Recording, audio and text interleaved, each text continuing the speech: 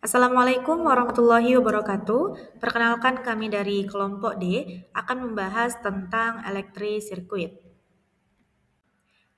Kami beranggotakan 6 orang. Saya Faras Azizah. Saya Muhammad Rohid. Saya adalah Dwi Sasongko. Saya Anissa Rahmalia. Saya Kanaya Okta Pratiwi. Baik, sebelum kita membahas teorema, kita bahas dulu apa itu elektrik sirkuit. Nah, jadi elektrik sirkuit artinya rangkaian listrik yang dalam konteks struktur aljabar itu biasanya menggunakan pendekatan matematika untuk merepresentasikan hubungan antara arus, tegangan, dan elemen dalam rangkaian.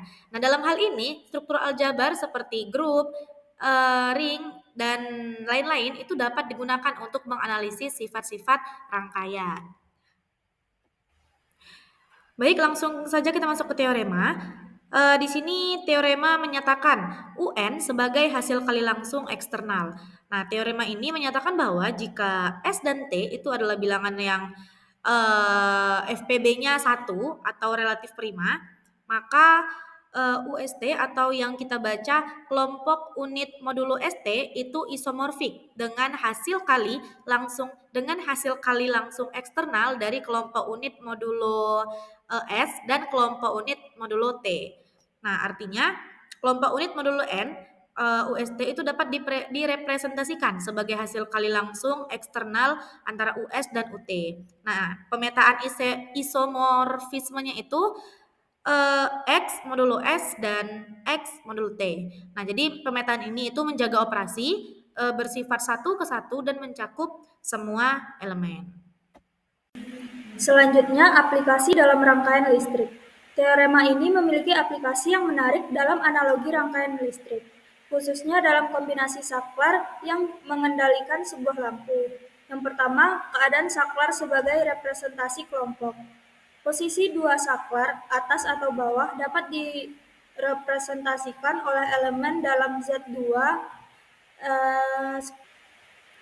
eksklusif OR Z2 atau kelompok hasil kali langsung dengan dua komponen masing-masing modulo 2. Dimisalkan 0 untuk nilai pada saklar di posisi atas dan nilai 1 untuk saklar di posisi bawah. A misalnya nilai 0,0, maka kedua saklar di posisi awal lampunya mati.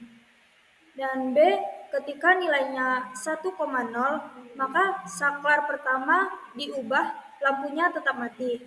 Yang C, ketika nilainya 0,1, maka saklar kedua diubah, lampunya juga tetap mati.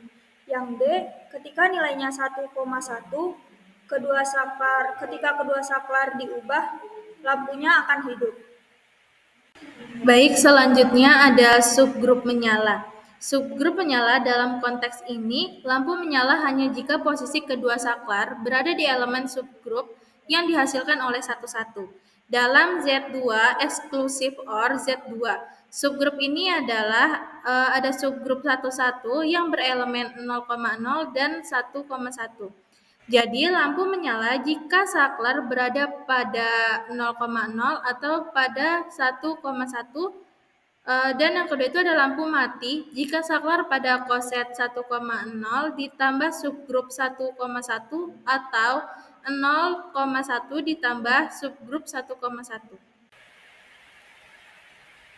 Kasus dengan tiga saklar. Dengan tiga saklar, sistem dapat dipresentasikan dalam Z2 pangkat 3, yaitu dengan himpunan semua elemen-elemennya adalah 000, 100, 010, 001, 110, 101, 011, dan 111. Subgrup yang terkait dengan kondisi lampu menyala dihasilkan oleh elemen 110, 110, 110 yang berisi subgrup 110, yaitu 000, 110, 011, 101, yang artinya lampu menyala ketika kondisi saklar adalah elemen dari subgrup tersebut dan Lampu mati jika kondisi saklar berada di koset 100 ditambah subgrup 110 atau lainnya. Dari penjelasan yang disampaikan oleh teman-teman tadi, dapat disimpulkan bahwa sistem saklar dan lampu ini adalah ilustrasi penggunaan struktur grup dalam kehidupan sehari-hari. Berikut adalah poin-poin utamanya. Yang pertama, posisi saklar dipresentasikan dalam Z2 pangkat N dengan N adalah jumlah saklar. Yang kedua, operasi flipping atau diubahnya saklar adalah penjumlahan modulo 2. Yang ketiga, subgrup dalam Z2 pangkat N menentukan kondisi menyala lampu. Yang keempat, koset dalam Z2 pangkat N menentukan kondisi mati lampu. Pendekatan ini menghubungkan logika biner pada saklar dengan struktur aljabar Z2 pangkat N.